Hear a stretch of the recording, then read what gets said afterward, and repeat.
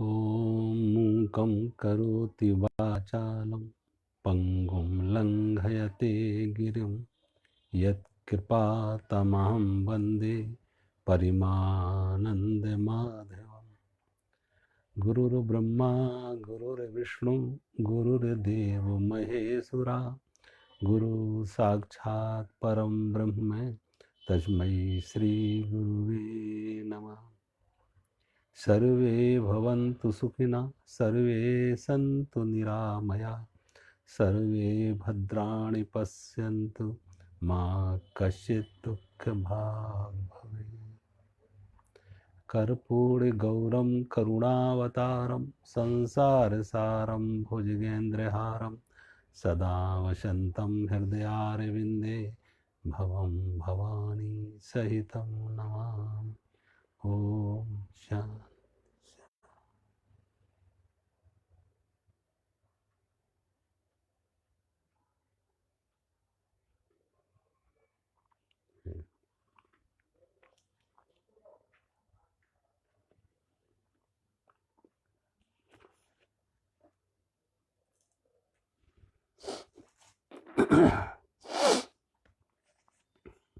अध्याय 8 श्लोक नंबर 6।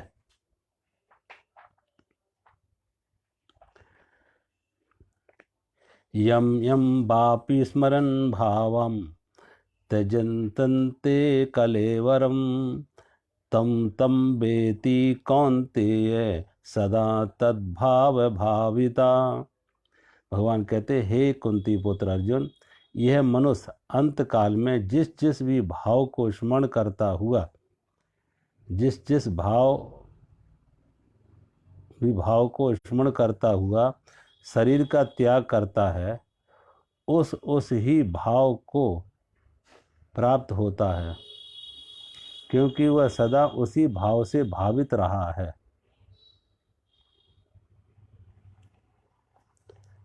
क्योंकि पिछले श्लोक में भगवान कह रहे थे ना, अंत काले च मामे वे स्मरण मुक्त्वा कलेवरम या प्रयाति स मद्भावम याति नास्ति संशया। भगवान कहते हैं, जो पुरुष अंत काल में भी मुझको स्मरण करता हुआ शरीर त्याग करता है, वह मेरे साक्षात स्वरूप को ही प्राप्त होता है, इसमें कुछ भी संशय नहीं है। तो पिछले श्लोक में भगवान कहा था कि जो अंत काले च मामे, भगवान का स्मरण करते हुए शरीर का त्याग करता है, वो अंत में भगवान को ही प्राप्त होता है। तो अब इस श्लोक में भगवान कह रहे, लेकिन जो व्यक्ति अंत काल में जिस जिस भाव को स्मरण करता हुआ त्याग करता है, वह उसको प्राप्त होता है। देखो, मनुष्य की ये स्वतंत्रता हमारे लिए वरदान भी है और हमारे लिए अभिशाप भी है। जो आदमी में, मनुष्य में एक स्वतंत्रता है, एक फ्री विल पावर है, स्वतंत्र संकल्प विचार, तो भगवान कहते हैं इसका व्यक्ति सदुपयोग भी करता, दुरुपयोग भी करता। मनुष्य से इतर, मनुष्य से अलग जितने भी प्राणी पशु हैं, उनमें ये स्वतंत्र विल पावर नहीं है, फ्री विल पावर नहीं है, स्वतंत्र इच्छा शक्ति नहीं है। इसलिए गाय सदा अपनी मर्यादा में होती है। किसी भी जगह की गाय हो, हिंदुस्तान की गाय हो, पाकिस्तान की गाय हो, हिंदू के घर की गाय हो, मुसलमान के घर की गाय हो, गाय सदा शाकाहारी रहेगी। ये नहीं कहेगी कि भाई मैं मुसलमान के घर में चली गई इसलिए मांसाहारी हो गई। और शेर मांसाहारी रहेगा, वो ये नहीं कहेगा ब्राह्मण के घर में आ गया तो अब घास खाने लगा। तो इनके कर्म स्वभाव प्रकृति से बाधित है, प्रकृति से नियामक किए हुए हैं, बंधे हुए हैं, इनकी कोई स्वतंत्र इच्छा नहीं। एक गाय का जो स्वभाव संस्कार है, पशु पक्षियों के जो स्वभाव संस्कार, इसलिए कभी गाय को या किसी पशु पक्षी को हम धर्मात्मा और पापात्मा नहीं कहते हैं। ये नहीं कहते ये गाय धर्मात्मा है, ये पशु पापात्मा है। उनके साथ कोई पाप पूर्ण नहीं है। पाप पूर्ण तब आते हैं जब व्यक्ति में स्वतंत्र इच्छा शक्ति हो, चुनाव हो, ये भी कर सकते, ये भी नहीं कर सकते। भटकाव तब आता है जब व्यक्ति जीवन में दो रास्ते हों।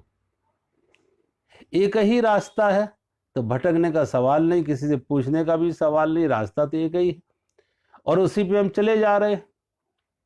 लेकिन जब कहीं पे एक साथ दो रास्ते आ जाते हैं तो भटकने की संभावना है कि ये रास्ता सही है या ये रास्ता सही है, पूरब की तरफ जाने वाला रास्ता सही है या पश्चिम की तरफ जाने वाला रास्ता, कौन सा रास्ता सही है जो मुझे मेरी मंजिल से पे पहुंचाएगा।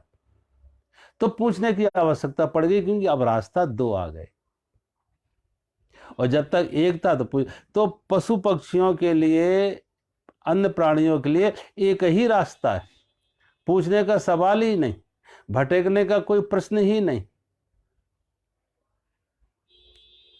लेकिन मनुष्य के जीवन में दो हैं। मनुष्य धर्मात्मा भी हो सकता है और पापात्मा भी हो सकता है। मनुष्य कोई बुद्ध और महावीर भी बन सकता है और मनुष्य कोई Genghis Khan, Nadir Shah, Hitler भी बन सकता है। अच्छा भी बनने की आजादी है और बुरा भी बनने की आजादी है। मनुष्य एक सीढ़ी है, सीढ़ी का उपयोग दोनों तरफ से, ऊपर चढ़ने में भी कर सकते हैं, नीचे उतरने में भी, ऊर्ध्वगामी भी हो सकते हैं, अधोगामी भी हो सकते हैं। मनुष्य एक द्वार है, बाहर भी ले जाएगा संसार में और अंदर भी ले आएगा स्वयं में, परमात्मा में।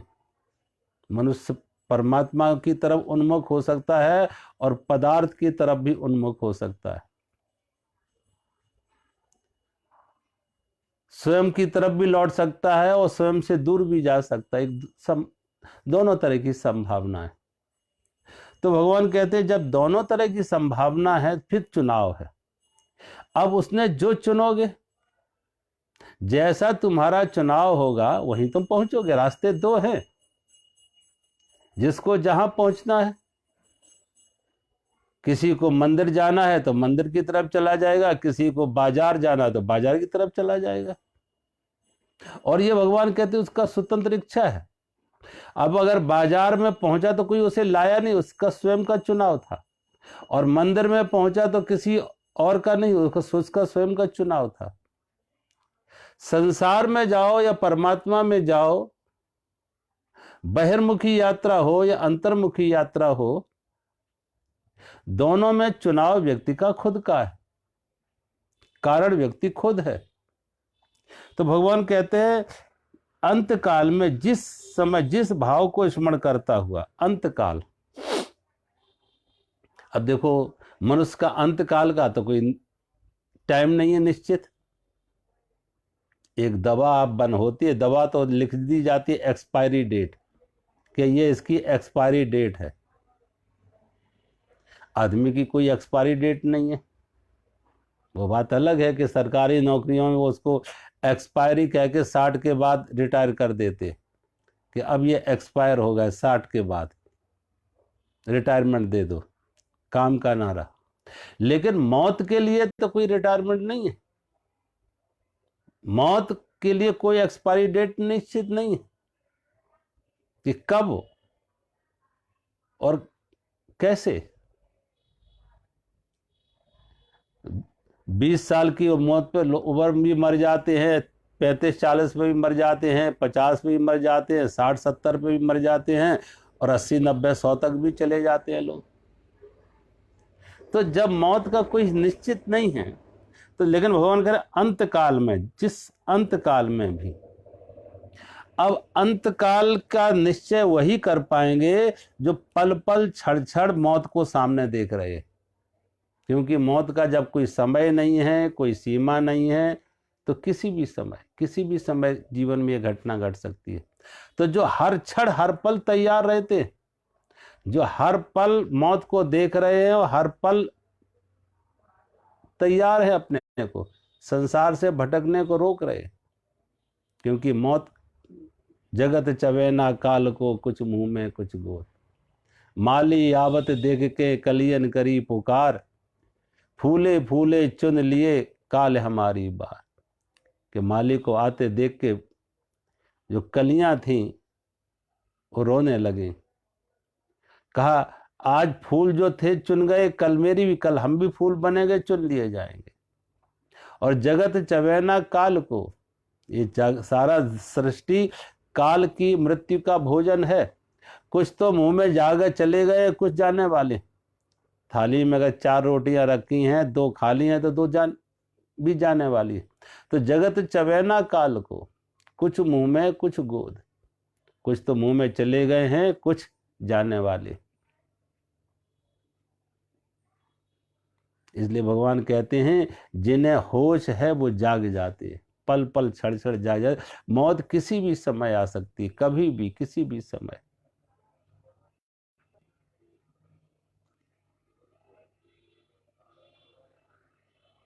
आप देखें श्रीमद् भागवत कथाओं में कि राजा परीक्षित को ज्ञान प्राप्त हुआ। अब राजा परीक्षित को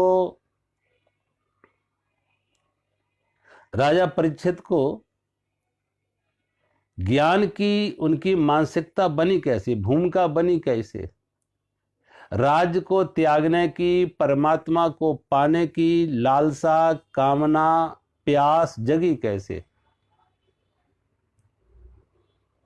हर व्यक्ति मौत के मुंह में है, लेकिन हम भूले हुए। तो जैसी घटना आती है कि एक बार महाराज परीक्षित वन में जाते हैं, वन में शिकार करते हैं, और जब वापस लौटते हैं तो समीक ऋषि के आश्रम में आते हैं। और जब समीक ऋषि के आश्रम में आए, इस अपेक्षा से कि कोई उन्हें भोजन के लिए पूछेगा, पानी के लिए पूछेगा, विश्राम के लिए पूछेगा, लेकिन समीक ऋषि के आश्रम में पहुंचे तो उन्हें किसी ने भोजन के लिए नहीं पूछा, किसी ने पानी के लिए पूछा, और समीक कोई था भी नहीं, आश्रम सूना पड़ा था। एक कुटिया के बाहर देखा एक संत आंख बंद किए भजन में है, वो भी आंख बंद किए बैठे, उन्हें भी मालूम नहीं कौन आ रहा कौन जा रहा। तो जब राजा परीक्षित का पहुंचना हुआ, किसी ने उनका स्वागत सम्मान नहीं किया, तो उन्हें क्रोध आया कि मैं इतना बड़ा राजा और एक साधु मेरा सम्मान भी नहीं कर रहा, और आंख बंद की कहता है। लगता है इसने आंख बंद करके बहाना कर लिया भजन का कि राजा का सम्मान ना करना पड़े। तो क्रोध में आके एक मरा हुआ सर्प दूर पड़ा था, उन्होंने समीक ऋषि के गले में डाल दिया। और जब मरा हुआ सर्प समीक ऋषि के गले में डाल दिया और समीक ऋषि का ऐसा अपमान करके, समीक ऋषि का अपमान करके चला जाता, राजा परीक्षित चला जाता है। समीक ऋषि के पुत्र को खबर मिली कि राजा परीक्षित ने मेरे पिता का अपमान किया, उनके गले में मरा सर्प डाल के। तो समीक ऋषि के पुत्र ऋषि सिंह ने हाथ में जल लिया और श्राप दे दिया कि राजन, तूने मेरे पिता के गले में तो मरा सर्प डाला, लेकिन तूने अपने गले में जिंदा सर्प डाल लिया, और आज से 7वें दिन तेरी मौत होगी नांग के डसने से। आज से 7वें दिन तेरी मौत होगी नांग के डसने की। जब समीक ऋषि को खबर मिली तो राजा परीक्षित के पास अपना शिष्य भेजा, उन्हें सावधान करा कि 7वें दिन तुम्हारी मौत होगी, 7वें दिन मौत। और जैसे राजा परीक्षित को यह खबर मिली कि 7वें दिन हमारी मौत होगी नांग के डसने से, सामने मौत दिखी 7वें दिन, उसी समय उन्होंने अपने पुत्र राजा जन्मेजय को बुलाया और राज्य का उत्तराधिकारी बनाया, और स्वयं वन में आते और संत महात्माओं से प्रार्थना करते कि मेरे दिन में जीवन के 7 दिन शेष हैं, अभी 7 दिन शेष है, इन 7 दिनों में परमात्मा की प्राप्ति कैसे हो, मेरा मार्गदर्शन करो। तो कुछ संत होना था असमर्था व्यक्त की, राजन जन्म जन्म मुनि जतन कराई, अंत राम कहूँ आवत नहीं। हम संत तो जन्म जन्मांतर से अभ्यास करते हैं, तब भी परमात्मा नहीं आता। अंत में कभी ना कभी मन भटक जाता, लेकिन तुम 7 दिन में परमात्मा की प्राप्ति असंभव। कहते हैं उसी सभा में सुखदेव ऋषि का आगमन होता और सुखदेव ऋषि ने कर महाराज परीक्षित ने पूजन किया, सम्मान किया, आसन पर बिठाया और प्रश्न किया, महाराज इन 7 दिनों में मेरा जीवन का कल्याण कैसे हो, आत्मज्ञान की प्राप्ति कैसे हो, उस अमृत तत्व का ज्ञान कैसे हो। तो सुखदेव ऋषि ने कहा, राजन 7 दिन बहुत होते हैं, 7 दिन बहुत है। जागने के लिए एक पल, एक क्षण भी काफी है। जागते वो नहीं है जो मौत को नहीं देखते। जिसने जीवन में मौत को खड़ा देख लिया कि अब सब कुछ छिनने वाला, छूटने वाला है।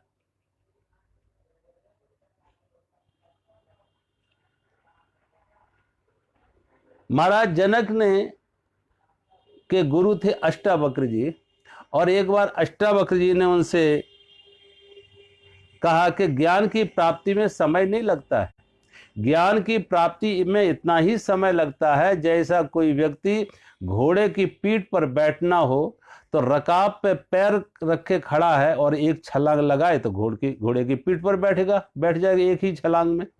ऐसे ही परमात्मा की प्राप्ति में मात्र इतना ही समय लगता है एक छलांग लगाने का, सिर्फ एक छलांग लगाने का। जैसे घोड़े की पीठ पर एक छलांग लगा के आदमी बैठ जाता है, ऐसे ही व्यक्ति संसार से परमात्मा की तरफ छलांग लगा दे और ज्ञान की प्राप्ति छलांग लगाने मात्र से।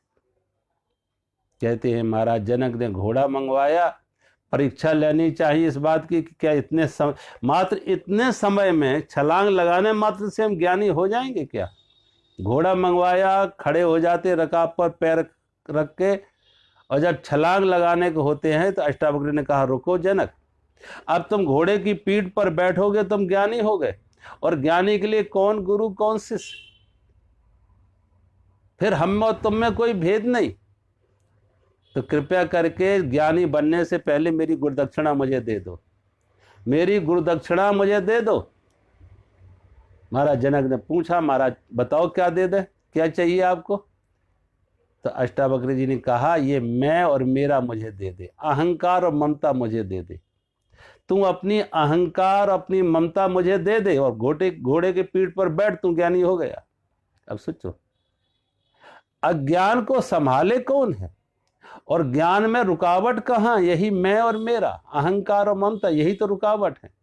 और ये अहंकार ममता कब तक रहते हैं, जब तक जीवन के शरीर के साथ तादाद में है। मौत को हम टालते रहते, मौत को टालते, जिस दिन मौत दिख गई तो ये मैं भी जा रहा और मेरा भी जा रहा। मौत का अर्थ ही इतना है कि जो मैं और मेरे दोनों छिनने वाले, छूटने वाले, ये अहंकार ममता सब छूटने वाला है, मैं और मेरा छूटने वाला है। मौत इतना ही याद दिलाती, इसी की खबर करती है मौत।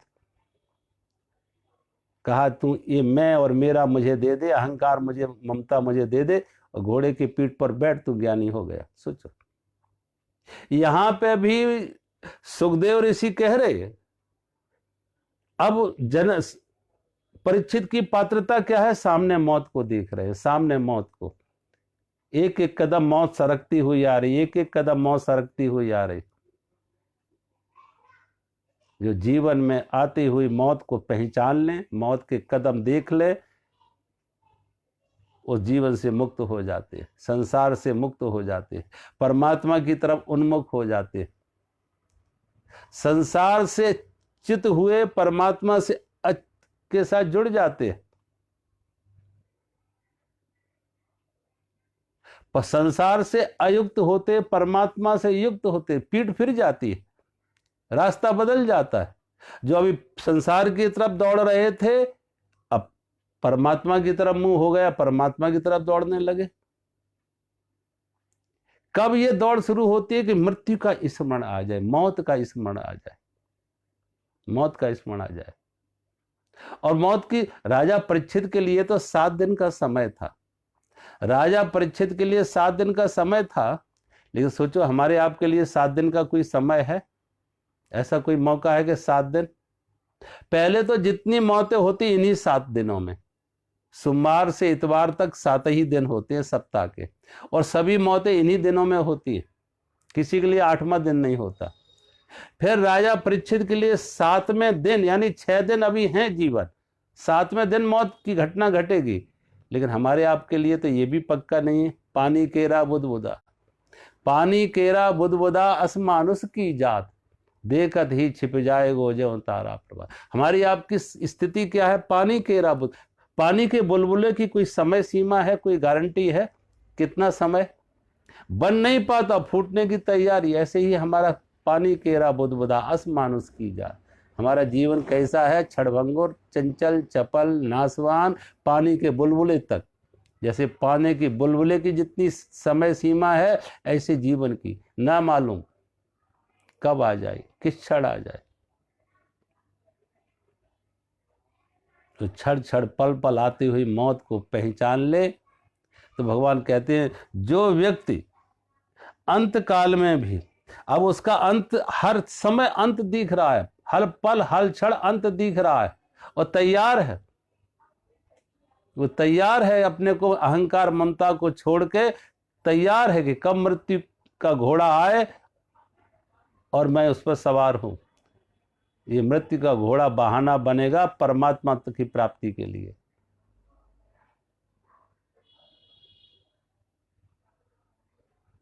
जो व्यक्ति पल पल क्षण क्षण ऐसा जागा हुआ है, और मृत्यु का, मैंने कहा अंत काल में, उसका कोई समय नहीं, कब आ जाए, किस समय आ जाए। कितने लोग तो होते, कितना दुख तकलीफ के बाद भी हम संभल नहीं पाते। वैराग सतकम में भरथरी जी ने एक कहानी लिखी है, प्रसंग आया, लिखा है कि एक मेढक को एक सर्प डस रहा है, एक मेढक को एक सर्प डस रहा है, और मेढक लगभग पूरा का पूरा मेढक का शरीर सांप के मुंह में है। सिर्फ मेढक का मुंह बाहर है, सिर्फ मेढक का मुंह बाहर है, और लगभग आधे से ज्यादा धड़ सांप के मुंह में है मेढक का। लेकिन जो मेढक सांप के मुंह में है, उस मेढक के सामने से एक कीड़ी निकलती है, एक चींटी निकलती हुई जाती है। उस चींटी को खाने के लिए वो मेढक जीभ निकाल रहा, उस चींटी को खाने के लिए वो मेढक जीभ निकाल रहा। कौन? जो स्वयं मौत के मुंह में है, जो स्वयं सांप के मुंह में है, काल के मुंह में है।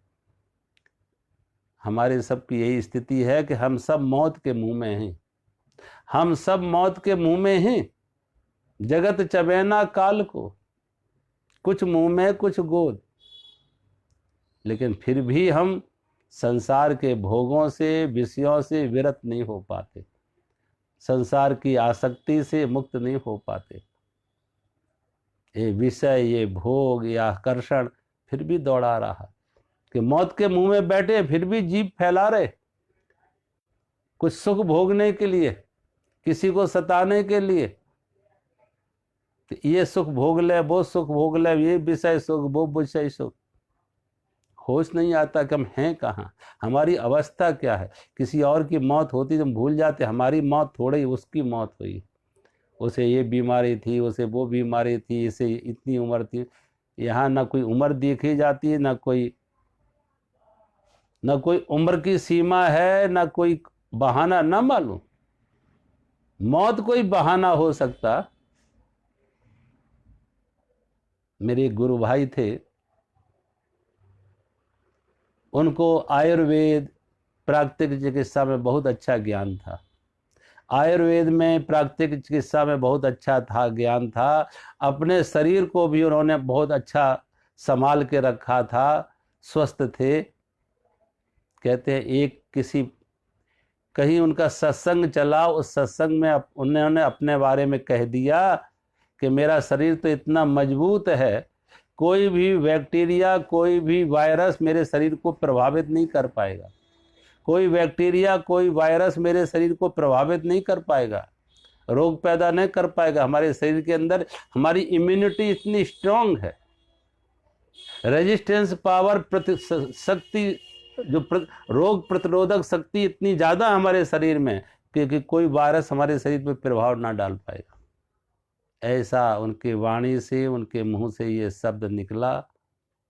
और कहते हैं ठीक 2 दिन बाद उनके पेट में दर्द होता, और उनके पेट में दर्द होता, उन्होंने चूंकि स्वयं ज्ञान था उनका, तो आयुर्वेद का भी, प्राकृतिक चिकित्सा का खुद इलाज किया, लेकिन अपना इलाज काम ना आया। ना कोई आयुर्वेद काम आया, ना कोई प्राकृतिक चिकित्सा कुछ काम आई। एलोपैथी, होम्योपैथी, नेचुरोपैथी कोई काम ना आई।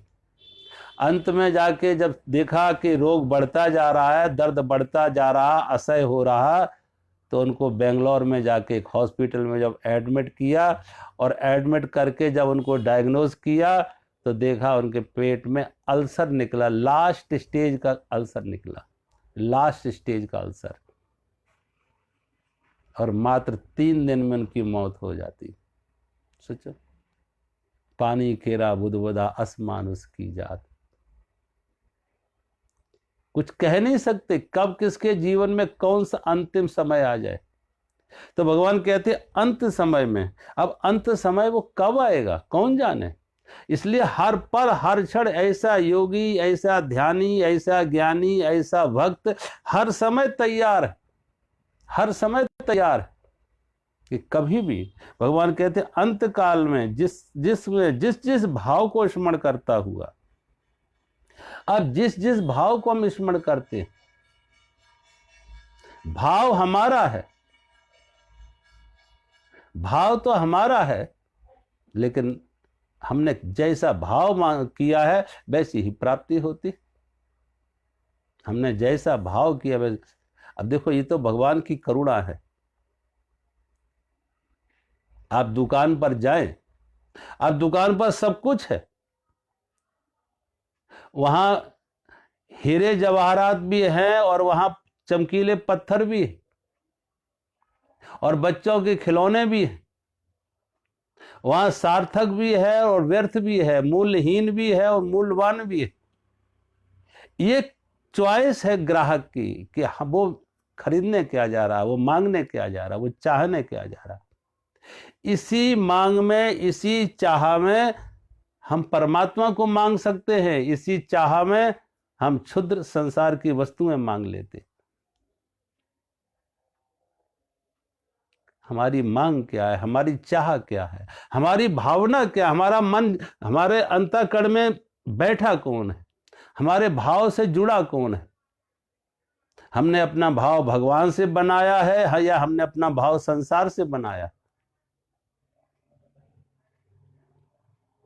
अगर संसार का भाव है तो संसार की तरफ लौटेंगे, और परमात्मा का भाव है तो परमात्मा की तरफ जाएंगे। ये हमारी आजादी है, ये हमारा चुनाव खुद का है। दूसरी ऐसी ही कथा आती है भागवत में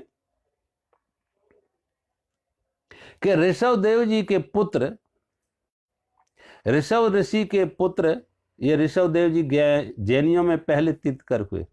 इन्हीं ऋषभ देव जी के पुत्र भरत जी वन में तपस्या करने आते, और जब वन में तपस्या करने आते हैं तो तपस्या रत थे, तपस्या कर रहे थे, लेकिन एक क्या घटना घटी।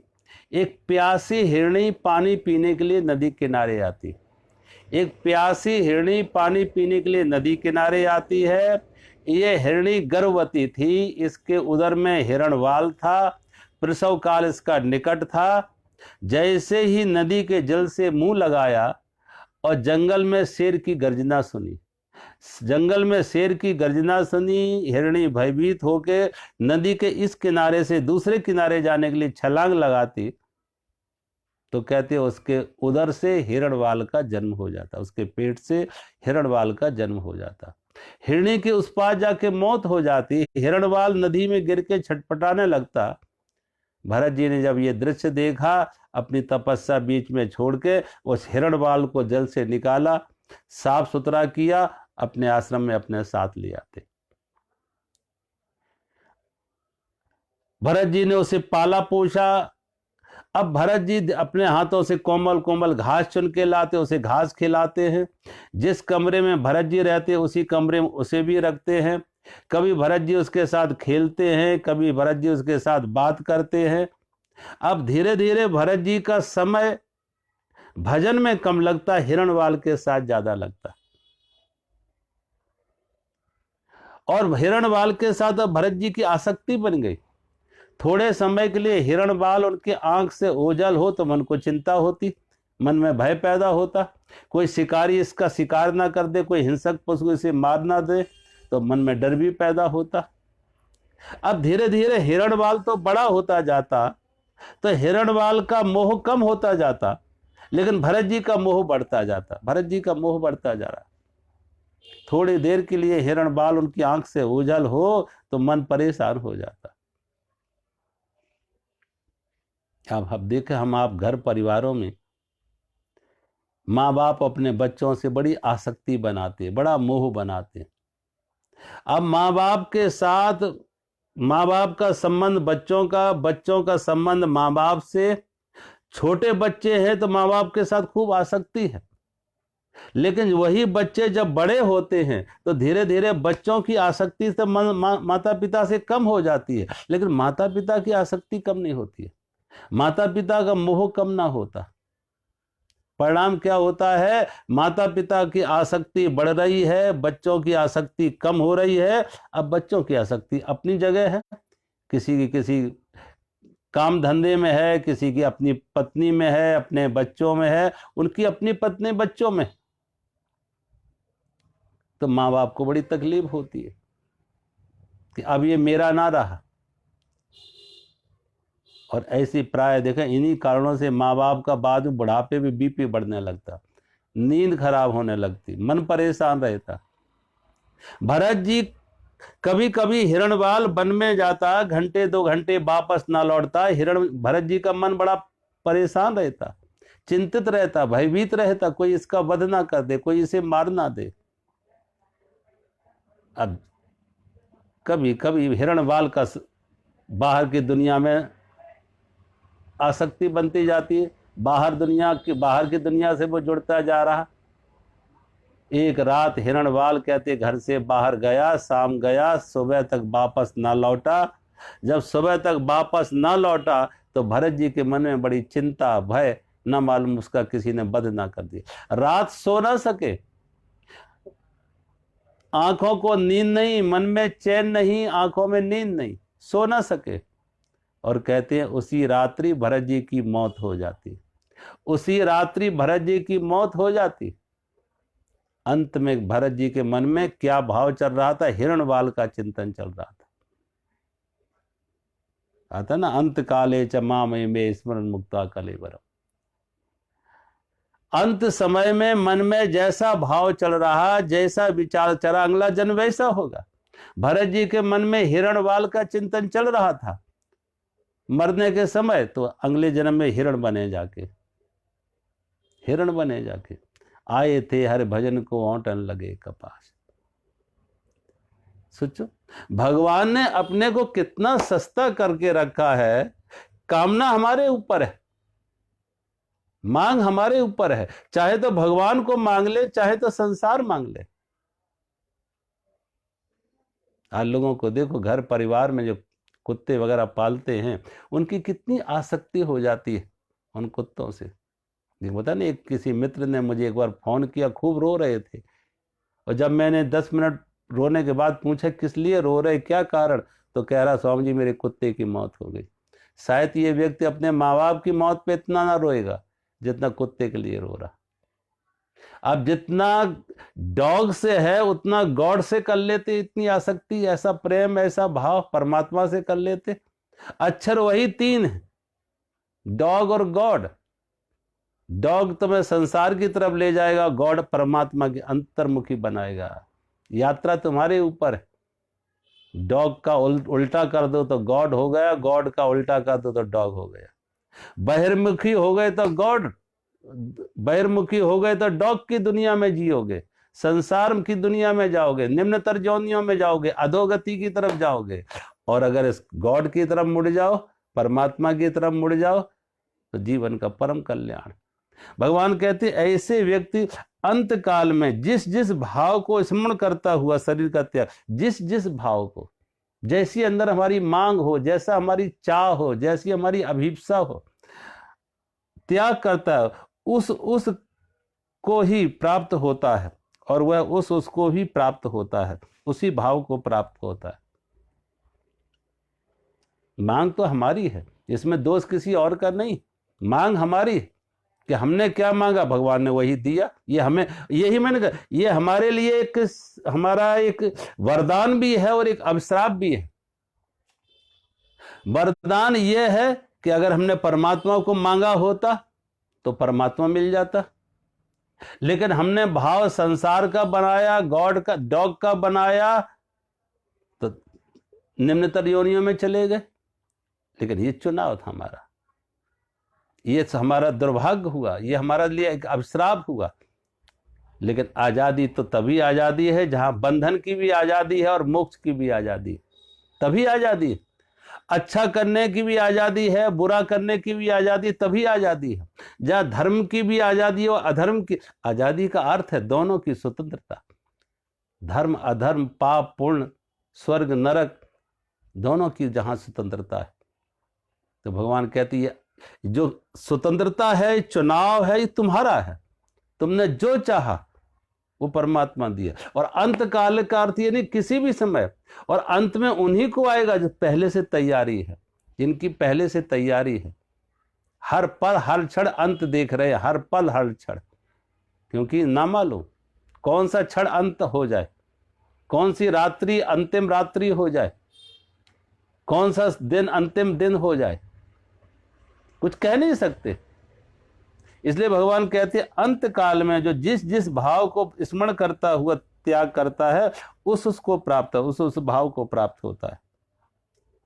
अगले श्लोक में भगवान कहते हैं तस्मा सर्वेषु कालेषु माम स्मरन् युद्धस्य च मयि अर्पित मनो बुद्धि ममेवांससि संशया। भगवान कहते हैं इसलिए हे अर्जुन, सब समय में मेरा स्मरण कर और युद्ध भी कर। इस प्रकार मुझको अर्पण किए हुए मन बुद्धि से युक्त होकर तू निसंदेह मुझको ही प्राप्त होगा। भगवान कहते हैं इसलिए हे अर्जुन, सब समय में निरंतर मेरा स्मरण कर और युद्ध भी कर। इस प्रकार मुझ में अर्पण किए हुए मन बुद्धि से युक्त होकर निसंदेह मुझको ही प्राप्त होगा। तो भगवान दोनों बातें कह रहे कि भगवान कह रहा है मेरा स्मरण करो सब समय,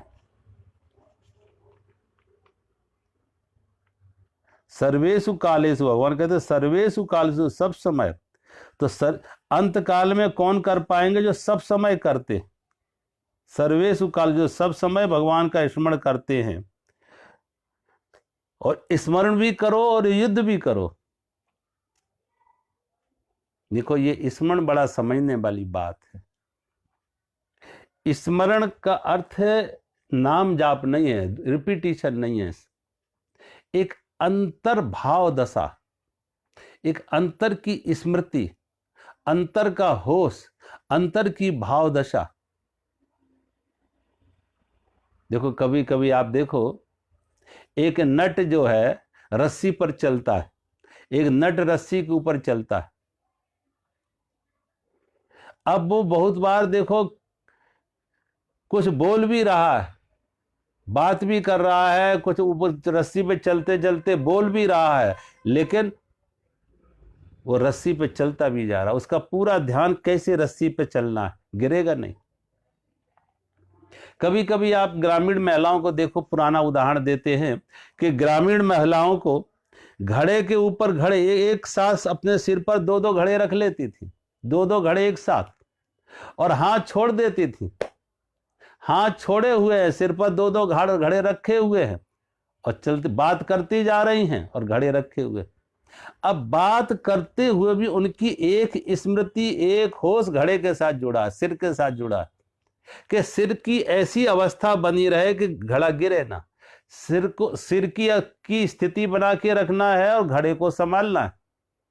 घड़े को संभालने के लिए सिर की स्थिति कैसी बनी रहे वो संभालनी है, और घड़े को संभालना है, और बात भी हो रही है। वो एक अंतर स्मृति हो जुड़ गई, अंदर से एक होश जुड़ गया, एक अनकॉन्शियस उसके साथ जुड़ गया, हमारा अचेतन जुड़ गया उसके साथ। अब कभी आप देखो जो लोग कार ड्राइव कर रहे, कार ड्राइविंग कर रहे, कहाँ एक्सीलेटर दबाना है, कहाँ ब्रेक लगाना है, कहाँ गियर चेंज करना है, सब कुछ हो रहा है। गियर चेंज भी कर रहे हैं, एक्सीलेटर भी दबा रहे, ब्रेक भी लगा रहे और बातचीत भी कर रहे, बात भी कर रहे। अब सोचो, अगर व्यक्ति बात कर रहा है, फोन पर बात कर रहा है, तो अब बात में उसका की अटेंशन, उसका ध्यान बात करने में है या उसका ध्यान गाड़ी चलाने में? गाड़ी जैसे चल रही है, एक्सीलेटर की जगह एक्सीलेटर जहां दबाया जा रहा है, जहां ब्रेक की जरूरत है वहां ब्रेक लगाया जा रहा है, जहां गियर बदलने की जरूरत है वहां गियर बदला जा रहा है, सब कुछ हो रहा है यथा स्थिति, एक होश में, लेकिन बातचीत भी कर रहा है वो। इसे कहते अंता स्मरण, ये स्मरण है। यहां वो कुछ दोहरा नहीं रहा है, जबान से किसी चीज का राम राम कृष्ण के कुछ रिपीटिशन नहीं कर रहा है, एक अंतर में एक होश जग गया, एक भाव जग गया। कई बार मैंने कहा जैसे कोई मां 10 स्त्रियां एक जगह सोई हुई हैं, 10 के बच्चे उनके पास सोए हुए हैं, लेकिन जिस स्त्री का बच्चा थोड़ा कुनकुनाएगा, उस रोएगा, उसकी आंख खुल जाएगी। और वो मां की आंख नहीं खुलेगी, बादल खूब बरस रहे, बिजली तड़क रही है, आंधियां चल रही हैं, उसकी आंख नहीं खुलेगी, लेकिन उसका बच्चा हल्का सा कुनकुनाया कि मां की आंख खुल जाएगी। क्योंकि मां के अनकॉन्शियस में, अचेतन में वो बच्चा बैठा हुआ है, बच्चे की का रोना बैठा हुआ है, बच्चे के साथ संबंध उसका जुड़ा हुआ है। तो भगवान कहते हैं स्मरण का अर्थ है कि चारों तरफ उसका ही स्मरण। आदमी भोजन कर रहा है तो इसलिए हम लोगों ने क्या किया, हम सबका एक संस्कृति बना दी कि सुबह जब स्नान करते हैं तो परमात्मा का स्मरण, कपड़े पहनते हैं तो परमात्मा का स्मरण, भोजन करते हैं तो हम भोजन नहीं करते, परमात्मा को अर्पण करने के बाद प्रसाद परमात्मा का प्रसाद है। जीवन के हर क्रियाकलाप में, हर व्यवहार में परमात्मा को जोड़ लो। बाहर निकलो, खिलता हुआ फूल देखा, फूल नहीं खिल रहा, ये परमात्मा खिला हुआ है। सूरज निकला, सूरज नहीं निकला, ये परमात्मा का प्रकाश है। पक्षी चाह रहे हैं, पक्षी नहीं चाह रहे हैं, ये परमात्मा का ही संगीत है। जीवन के हर कृत्य में, व्यवहार में और परमात्मा की सृष्टि में हर जगह उसका ही रूप हो, उसका ही स्मरण हो, उसका ही एक का ही स्मरण हो। जब उसका एक का स्मरण हो तो कहीं द्वेष का कोई अब जगह नहीं रहे, सब कुछ उसका ही। गोपियां कहती हैं लाले मेरे लाल की जित देखूं तित लाल, और लाले देखकर मैं गई, मैं भी हो गई लाल। अब बाहर ही नहीं देखेगा, अपने जीवन में भी व्यक्ति उसी के हाथ देख रहा है। हमारे जीवन में भी जो है उसी के हाथ है। हमारा शरीर जैसा है उसकी कृपा है, हमारी वाणी जैसी है उसकी कृपा है, हमारा मन जैसा है उसकी कृपा है, सब उसी की कृपा है कि जीवन में हम जो कुछ अच्छा कर रहे तो उसकी कृपा, जो भी हो रहा है वो सब उसकी कृपा है। जीवन के हर कृत्य में, व्यवहार में, हर एक भाव दशा में उसका स्मरण बना रहे, उसका होश बना रहे। जीवन के हर कृत्य में उसके अदृश्य हाथ देखती रहे कि परमात्मा के अदृश्य हाथ है। पर्दे के पीछे तो कठपुतलियां नाचती हैं, पर्दे के बाहर तो कठपुतलियां नाचती हैं, लेकिन पर्दे के पीछे वो सूत्रधार है, पर्दे के पीछे वो सूत्रधार है। तो जैसे जैसे वो अंगुली चला रहे वैसे वैसे नृत्य हो रहा है। इसलिए दृश्य जगत के पीछे जो अदृश्य परमात्मा की अंगुलियां हैं। दृश्य जगत में जो कुछ हो रहा है हमारे यहाँ सबके आपके जीवन में, उसके पीछे, पर्दे के पीछे वो अदृश्य परमात्मा की अंगुलियां हैं, उसका इशारा है, उसकी शक्ति जो सब कुछ हो रहा है, करा रहा है। करे कराए आप ही आप, गुरबाणी में आता है करे कराए आप ही आप, मानुष के नहीं कच्चू हाथ। मनुष्य के कुछ हाथ में नहीं है, उसकी कृपा है। तो भगवान कहते हैं उसका स्मरण करे और युद्ध भी कर। जब उस परमात्मा के स्मरण करा तो युद्ध तुम नहीं कर रहे, वही परमात्मा तुमसे युद्ध करा रहा है, तुम नहीं कर रहे। ये तीर उसी के हाथ से जा रहे, तुम तो कठपुतली की तरह हो गए, नचा वो रहा है, सूत्रधार वो है पर्दे के पीछे, वही युद्ध कर रहा है, वही युद्ध करा रहा है। और सामने भी वो उसी रूप में दिखेंगे, उसी एक को देखेंगे। भीष्म पितामह अर्जुन को कह रहे, भीष्म पितामह है तो भी वही अर्जुन, तो भी वही परमात्मा है। द्रोणाचार्य है, दुर्योधन है, दुशासन है, तो सब वही है, उसी एक का खेल। हर लहर में वही है, हर लहर में सागर है, हर लहर में सागर। और भगवान ने अपने विराट रूप में जब अर्जुन को ये दिखाया कि देख तुझे कुछ करना नहीं है, जो होना था वो तो हो चुका है। द्रोणाचार्य की मौत दिखा दी, भीष्म पितामह की मौत दिखा दी, दुर्योधन दुशासन आज सब कौरवों की मौतें दिखा दी भगवान ने। ये तो होने वाले हैं, तुझे तो मात्र निमित्त बनना है, करता नहीं है, तू निमित्त है। निमित्त मात्रम भव सब साची। अर्जुन तुझे तो निमित्त बनना, जो कुछ होना था वो तो होना है। परमात्मा ने, इसलिए भगवान कहते परमात्मा तो भूत भविष्य वर्तमान तीनों को जानने वाला है। तो जो भविष्य में भी है वो भी उसे पता है कि क्या होना है। तो तू अपने कर्तव्य का पालन कर, अपने स्वधर्म का पालन कर। क्षत्रिय है, क्षत्रिय का स्वधर्म है, क्षत्रिय का धर्म है न्याय की रक्षा करना, न्याय के लिए अपराधी आतताई को दंड देना। अब अपराधी आतताई को दंड हम इसलिए ना दें क्योंकि मेरा है, मेरा है। अगर कोई और होता तो हम दंड देने के लिए उत्सुक हो जाते, तैयार हो जाते, लेकिन चूंकि मेरा है, मेरा भाई है, मेरा पिता है, मेरा गुरु है, मेरा बेटा है, मेरा ये है, जो मेरा है ये मेरा रोक रहा है, ये मोह रोक रहा है। धर्म के पालन में, न्याय के संरक्षण में अर्जुन को रोक कौन रहा है? ये मेरे का संबंध, मेरे का मोह, ये रोक रहा है।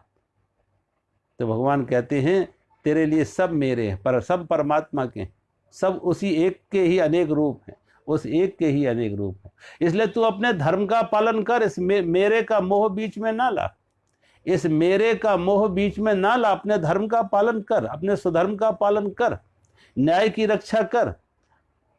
अन्यायी आतताई को दंड देना क्षत्रिय का धर्म है। इसलिए भगवान कहते तू मुझे स्मरण भी कर लेकिन युद्ध भी कर, मुझे स्मरण भी कर और युद्ध भी कर, क्योंकि युद्ध तू नहीं कर रहा, युद्ध तो मैं कर रहा हूं। ये तेरे तरकस से जो धनुष से जो बाण छोड़े जा रहे, तू नहीं छोड़ रहा, मैं छोड़ रहा हूं। तेरी कोई शक्ति नहीं है। सोचो कल इस शरीर की मौत हो जाती है, इस शरीर से में कोई शक्ति रहती है काम करने की? ये किसकी शक्ति है? कौन करा रहा? इसलिए भगवान कहते हैं तू मेरा स्मरण कर। स्मरण का अर्थ है कि जीवन के हर व्यवहार में, हर क्रियाकलाप में, जहां जहां हमारी सृष्टि है उसी की, उस सृष्टि में वो दृष्टि बना लो कि एक परमात्मा की दृष्टि, और जैसी दृष्टि वैसी सृष्टि, जैसी दृष्टि हो जाती वैसी सृष्टि हो जाती। दृष्टि परमात्मा की हो तो सारी सृष्टि परमात्मामय हो जाती। अगर दृष्टि परमात्मा की हो तो सारी सृष्टि परमात्मा की हो जाती। अगर दृष्टि सागर की हो तो हर लहर सागर हो जाती। अगर दृष्टि सागर की हो तो हर लहर सागर हो जाती है। तो आदमी स्नान तो करेगा, ये नहीं कहेगा हम सागर में स्नान नहीं करेंगे, स्नान भी करेगा, इस भाव से हम सागर में स्नान। कोई आदमी इस सागर में, समुद्र में नहा के आता तो ये नहीं कहता मैंने लहर में स्नान किया, क्या कहता? सागर में स्नान किया।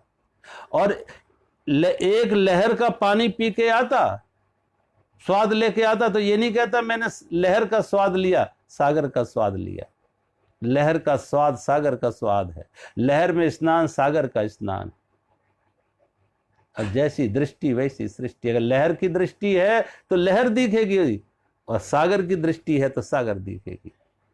इसलिए भगवान कहते हैं दृष्टि बदल लो, संसार की दृष्टि न रखो, परमात्मा की दृष्टि रखो। अब सब परमात्मा ही रूप है, और जब परमात्मा की दृष्टि हो गई, ज्ञानी और अज्ञानी का यही फर्क है। अज्ञानी सृष्टि को बांटेगा, अपने अहंकार का आरोपण करेगा, अपने संबंध का आरोपण करेगा, अपने मेरे तेरे का आरोपण करेगा, पाप पुण्य का आरोपण करेगा संसार पर। लेकिन ज्ञानी की दृष्टि एक ही है, जो कुछ है परमात्मा है, जो कुछ है परमात्मा है। अज्ञानी अलग अलग लहर को देखा गया, तरंगे अलग होगी, लहर अलग होंगे, पानी के बुलबुले अलग होंगे, लेकिन ज्ञानी सब में एक ही को देखा गया। एक लहर के ही अनेक रूप है, एक सागर के ही अनेक रूप है। तो ज्ञानी वही है जो सब में एक को देखे, जो सब में एक को देखे, हर लहर में सागर को देखे, सारी सृष्टि में परमात्मा को देखे। तो भगवान कहते हैं तू युद्ध भी कर, स्मरण कर और युद्ध भी कर, और अर्पण किए हुए मन बुद्धि युक्त होकर निसंदेह मुझको प्राप्त होगा। और अर्पण, मई अर्पित मनो बुद्धि, पीछे भी भगवान का आता है, अर्पित मनो और बुद्धि, मन और बुद्धि को परमात्मा में अर्पण करते हैं। और जब मन बुद्धि को परमात्मा में अर्पण कर देते हैं, भगवान के साथ जुड़ जाते हैं। मन बुद्धि को कभी भी देखो, बुद्धि हर समय तोड़ती है, बुद्धि जो है व्यक्ति को तोड़ती है, बुद्धि अलग अलग करती है, विभाजन करेगी।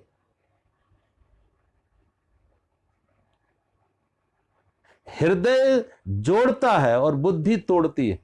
हृदय से जुड़ता है व्यक्ति, बुद्धि से टूटता है। हृदय में भाव होता है जोड़ने का, और बुद्धि उनको अलग अलग करती है। हृदय का काम होता है सुई की तरह, और बुद्धि का काम होता है कैंची की तरह।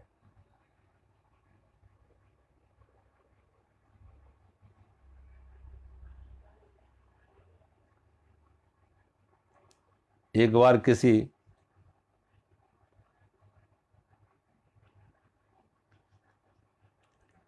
अर्पण किए हुए मन बुद्धि से, मन बुद्धि को भगवान कहते हैं मेरे अर्पण कर दे। जो मन बुद्धि को परमात्मा के अर्पण कर देते हैं,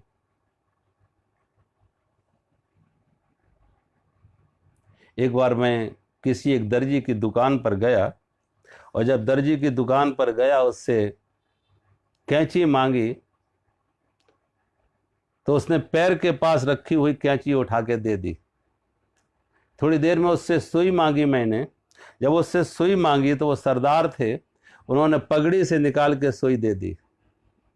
तो मैंने उनसे ऐसे पूछा, आपने कैंची को पैर के पास रखा और सुई को सिर पर रखा? तो उन्होंने बहुत अच्छी बात की। उनका, स्वामी जी ये कैंची तो काटती है, विभाजन करती है, तोड़ती है, अलग अलग करती है, और सुई अलग अलग को टुकड़ों को जोड़ती है, जो अलग अलग हैं उन्हें एक साथ लाती है। सुई जोड़ने का काम करती है और कैंची काटने का काम करती है। जो काटने का काम करते हैं वो पैरों के पास रखे जाते हैं, वो सम्मान नहीं पाते हैं, और जो जोड़ने का काम करते हैं वो सिर पर रखे जाते हैं। आप देखें, हमारी संस्कृति में, हमारे शास्त्रों में, हमारी परंपराओं में हमने संतों को, महापुरुषों को, जो जोड़ने वाले थे उन्हें सिर पर रखा। वो नानक हों, कबीर हों, रविदास हों, मीरा हों, चैतन्य हों, तुलसी हों, शूर हों, जिन्होंने भी जोड़ने की बात कही उन्हें सिर पर रखा गया। तो बुद्धि तो हृदय जोड़ता है और बुद्धि काटती है, अलग अलग करती है। तो भगवान कहते हैं मन बुद्धि मनो मई अर्पित, ये मन और बुद्धि भगवान को दे दो, दोनों भगवान को दे दो। और जब दोनों भगवान को हो गए, अर्पण कर दिया, तो अब तुम्हारा क्या रहा? फिर वो तोड़ने का काम नहीं करेगा, वो भी जोड़ने का काम करेगा। परमात्मा की तरफ अब कैसे उन्मुख हो, कैसे आगे बढ़ें। देखो, बुद्धि का सदुपयोग भी हो सकता, दुरुपयोग हो सकता। बुद्धि एक शक्ति है, ऊर्जा है। आइंस्टीन को बड़ा इस बात में दुख हुआ कि जब उसने जो न्यूक्लियर एनर्जी का सिद्धांत दिया, लेकिन उस न्यूक्लियर एनर्जी का दुरुपयोग हुआ हिरोशिमा नागासाकी में बम डाल के, तो दुख हुआ। लेकिन इसका सदुपयोग भी होता। आज कितने देखो आप, बिजली के बड़े बड़े संयंत्र, बिजली के बड़े बड़े पावर हाउस न्यूक्लियर एनर्जी से चल रहे हैं, न्यूक्लियर एनर्जी से चल रहे हैं, बिजली के पावर हाउस। तो बुद्धि का उपयोग दुरुपयोग अपने हाथ में। अगर बुद्धि का सदुपयोग करो, भगवान बुद्धि का सदुपयोग कब होता है? जब यह बुद्धि परमात्मा के समर्पण में जाती है, परमात्मा की तरफ मुड़ती है। और बुद्धि का दुरुपयोग कब होता है? जब यही बुद्धि संसार की तरफ मुड़ती है, संसार की तरफ मुड़ती है, विषयों की तरफ मुड़ती है, वस्तुओं की तरफ मुड़ती है, भोगों की तरफ मुड़ती है। तो सब बुद्धि दुरुपयोग कि ये विषय कैसे मिले, ये वस्तु कैसे मिले, ये भोग, बुद्धि का दुरुपयोग होगा, बंधन पैदा करेगा। और यही बुद्धि परमात्मा के प्रति मुड़ जाए, परमात्मा के प्रति समर्पित हो जाए, तो परमात्मा की प्राप्ति में भी मार्गदर्शन करेगी। हमें ज्ञान बुद्धि से मिलेगा कि कैसे साधना होनी चाहिए और परमात्मा की प्राप्ति कैसे हो, और अवरोध कहाँ कहाँ आ रहे हैं, और हमारा मन कौन कौन से अवरोध खड़े कर रहा है। जब मन अनुकूल हो जाए, मन की अनुकूलता प्रतिकूलता ही साधना है। मन प्रतिकूल है, मन बुद्धि प्रतिकूल है, तो ये हम परमात्मा से दूर हो जाते। और मन शरीर मन बुद्धि की अनुकूलता हो जाए तो परमात्मा के तरफ बढ़ जाते, फिर हमारा जीवन ऊर्ध्वगामी हो जाता। यही मन बुद्धि हमें नीचे उतारते, यही मन बुद्धि हमें परमात्मा की तरफ ले जाते। तो भगवान कहते हैं मई अर्पित मनोबुद्धि, अपनी मन बुद्धि को मेरे अर्पण जो कर देते।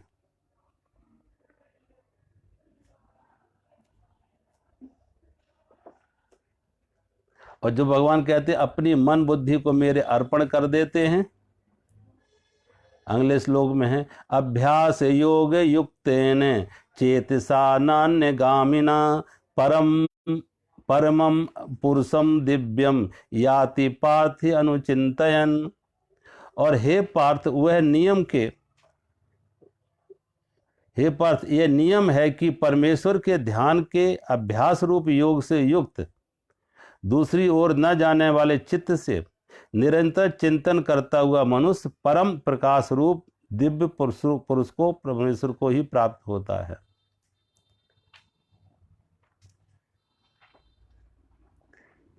इसे तो हम कल ही लेंगे, तो अभी हम इसको यहीं विराम देते हैं।